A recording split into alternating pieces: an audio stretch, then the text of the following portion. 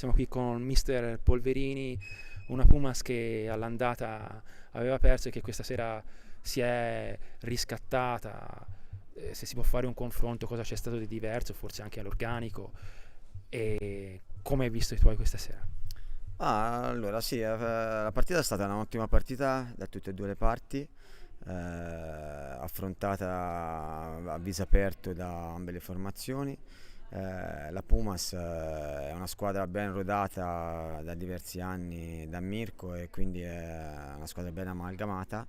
Ha due grandi innesti che secondo me potrebbero iniziare a fare parte di una serie cadetta come Poletti e Pesavento e Mechini, e quindi venire qua e lottarsela, diciamo il risultato forse è un po' largo, però la sconfitta ci stava, quindi possiamo dire che usciamo soddisfatti dalla pista.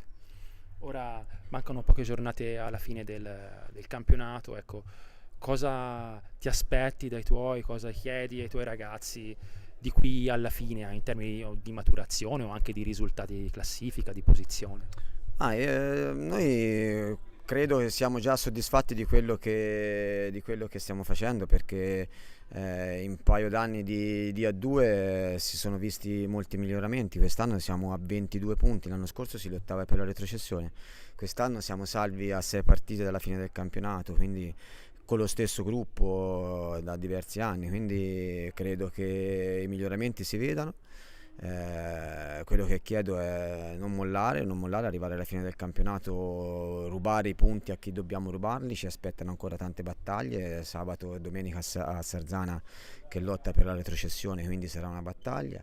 Ci sarà da Forte dei Marmi che anche loro lottano, quindi sono partite che hanno un perché e quindi fanno crescere anche a livello caratteriale i ragazzi.